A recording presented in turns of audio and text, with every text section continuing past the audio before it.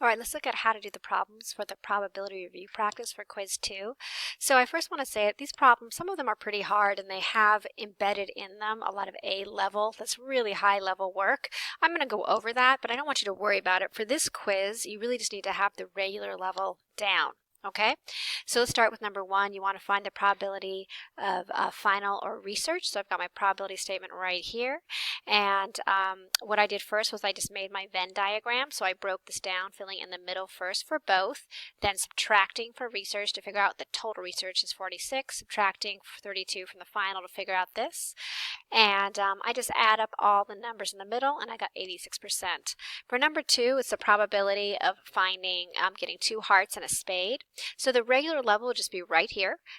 First heart, 13 out of 52. Then it declines to 51 as you pick a card in 12 and 13 out of 50. We end up with this. I haven't turned it into percent yet. Now this is the regular level. A level. Okay, A level is that I didn't tell you the order. So we have to take for account that the spade could be in the front, the middle, or the back. So that means this could happen 3 times. So I have to multiply this by 3, and that actually gives me 4.59%. Number 3 is using permutation problem. So we just take that word math. It's got 4 letters. The order totally matters in spelling. So I just plug it in here and you end up with 24. For number 4, looks at engineers, left-handed and right-handed. So I built a Venn diagram again. I put the both in the center, subtracted 51 from 82 to get the rest of the right, subtracted here to go to the left, added all those up, subtracted from 100 to see what remains. All right, so it said probability of neither left or right-handed, so it's going to be 1 minus, again, the probability of all of these. So that's just adding them all, subtracting, and I got 33%. That's what's left over. The probability of left-handed given you're right-handed. Are these independent? Sorry. So this question has a bit of a typo, and what it's asking is left-handed independent from right-handed? If being left-handed is independent from being right-handed, what that would mean is that the probability of being left-handed is equal to the probability of being left given you're right-handed. This is, by the way, an A-level problem. Okay, so we're looking at a pretty high level problem.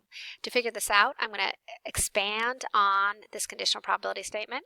I'm going to plug into the additional probability statement from my Venn diagram, and I get 51 over 82. Now, does that equal the probability of just being left-handed, which is 66%? And it does not. So it means these are dependent events.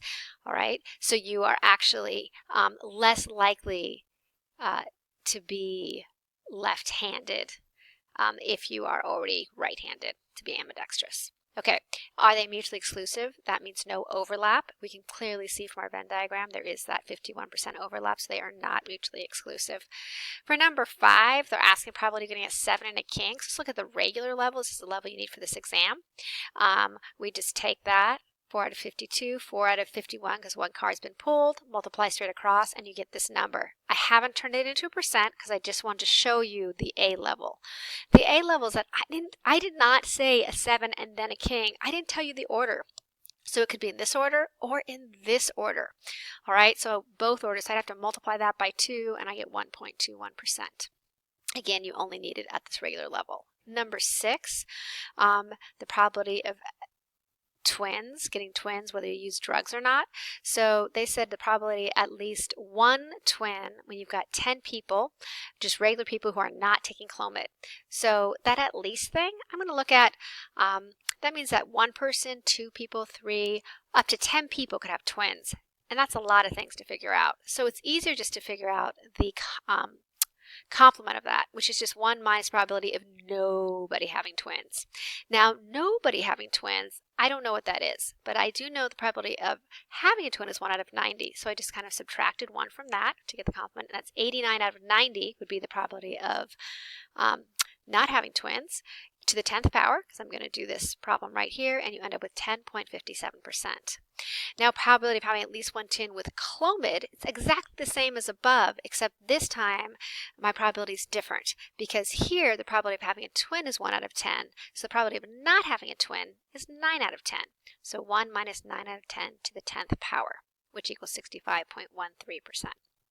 Number 7 asks you, you've got 6 action figures and you want to pack them in your bag. You only have room for 5. Well, order is not going to matter here. We're just shoving them into a bag. So I'm going to use combinations, 6, combination 5. Plug that into this equation and you end up with just the number 6 options. Oopsies. On number 8, 8 is asking you about pregnancy. So the probability of getting 5 people in a row who aren't pregnant, well, we know from above using this drug that the probability of having a twin is 1 out of 10. So probability of not having a twin is 9 out of 10. Do that to the 5th power and you get 59.05%. For part 2, exactly 1 will be a twin. Okay, so here's the regular level. That means I'm going to have twin and then no twin, no twin, no twin, and no twin. So I'm just going to plug that in. When you use Clomid, chance of having a twin is 1/10, and then 9/10 for all the other ones for not having twins, and I get this. I have not turned it into percent yet. This is the regular level. If you're here, that's great. If you want to go to the A level, realize I didn't tell you the order. I didn't tell you which person had a twin. So I'm going to have to look at that. Now, I'm going to use a combination since the order of these 4 doesn't matter. They're all the same, not having a twin. So it's this combination 5, 1, and that gives me the answer 5. So there's 5 possibilities. And I just multiply 5 by that number and I get 32.81%. For number 9, we're looking at the stock market. Again, we're just looking at the probability of having 2 rises in the year and then no rises after that. This is the level you need to be at for this test. So if you have 2 rises in a row, that would be 0.73, 0.73. Not rising is the 3 rises, 0.73, 0.73, 0.73. Not rising is just the complement of that, 0.27. Multiply all those together and you get 2.84%. If you want to go to that higher level, I didn't tell you what year the rise was, so we don't know.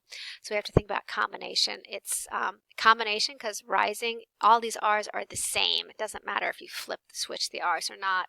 So it's 5 combination 3, which means there's 10 ways that all of these could be arranged. So you can multiply 10 by that and you get 28.36%. All right. On number 10, they're asking you about the word triangle. So first, just figure out all the ways a triangle can be written. This is the only level I want you to be at. Permutation 8, 8, which is 40,320. If you want to go to the A level, this is a pretty high A level, but the probability that the first one starts with A, well, this tells you all of the possibilities. So all the possibilities for a probability go in your denominator. And we want to figure out, well, how many of these possibilities start with A? Well, that means the first letter starts with A, so it only leaves 7 other letters to be mixed around. So you've got just 7 P7 in the numerator, and that will give you 12.5%. Number 11 is about the Center for Disease Control. So we are here saying that we pick 6 people. The first 5 don't smoke, the last one does. So if we know the probability of smoking is 0.3, not smoking would be 0.7 to the 5th power times 0.3, and that gives you 5.04%. On number 12, 12 horses in a show. We want to know how many ways can they win. The problem didn't really specify whether it matters the order, so I'm going to give you both answers. If all the money is the same for the top 3 prizes, order doesn't make a difference. So it's just 12, C3, and you end up with 220. If there really is a difference, it's really a first, second, and third place prize, then permutation matters because order matters. People will care whether they get the first prize or the second or the third. So then we're using permutations and we end up with 1,320. For number 13, we're looking at uses of the internet. So they give us tons of data on that. The question is there an overlap? And the answer is definitely there's an overlap, because if you look at this, if we say 77% of the boys use games, 65% of the boys do email. If you add those 2 numbers up, that's way more than 100%. That means some of the boys must be doing both games and email. So there is an overlap. All right. The next question is, are they mutually exclusive? Well, mutually exclusive means there's no overlap. We just discussed in part 1 that there has to be one. So they are not mutually exclusive. For number 14, they're asking us about, what is it? firms owned by women. So probability of 3 firms being owned by women, well, it's a 26% chance. So you just do that to the 3rd power and 1.76.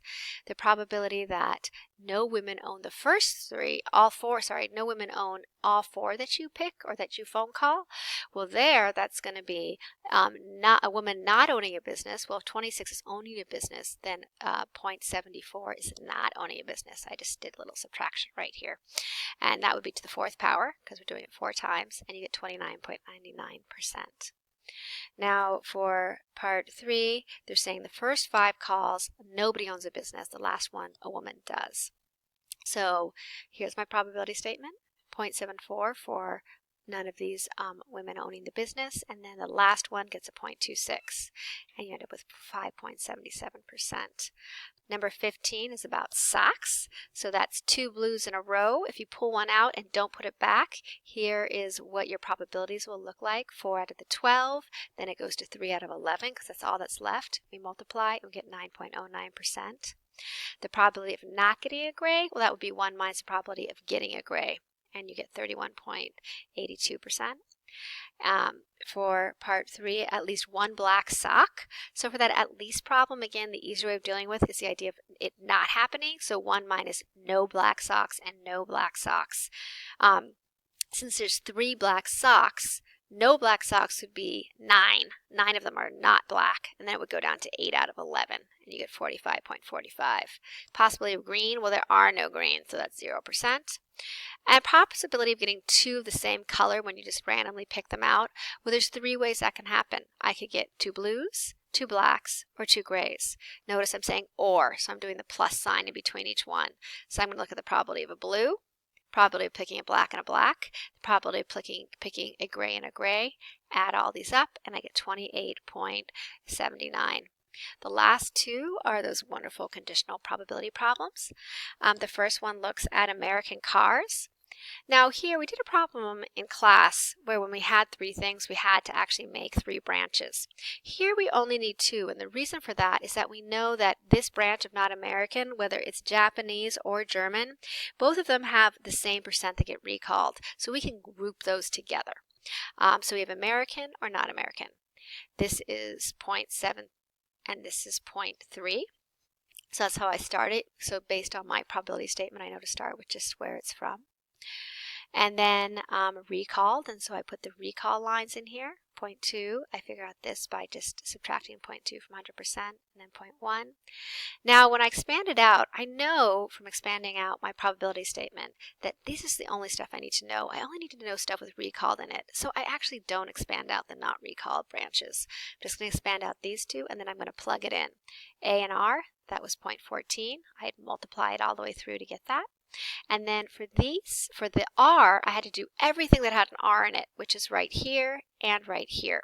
So I take those 2 and I add them together. Notice I put them in parentheses to make sure that my calculator knows that these both are in the denominator. You end up with 82.35. Just to say, if you had made 3 branches on here, you would still get the right answer. So don't worry about differentiating. You can always do more branches and it still works. Now for number 17, we have pregnant and get a positive test. So it's given they get a positive test, the probability that they're pregnant. So again, we build out first using this P. So pregnant or not pregnant, we've got those percentages right here. Then we go to positive and negative. If you're pregnant, the chance of you getting a positive test is 0.98, 0.02 for not negative. This should always add up to 100%. And then we've got our percents for when you are not pregnant, which are the opposite. Comes out positive 0.02 and then 0.98. Now I'm going to multiply through. I know from my probability statement that I only need, so when I expanded it out, I'm only looking at things with positives in it. So again, I'm not going to expand out the negative stuff because I don't need those branches. So I multiply through and I get these answers. I multiply through here, I get these answers. Pregnant positive right up here, plug that in. Then I add these 2 together to get my denominator and end up with 99.13. Hope that's helpful.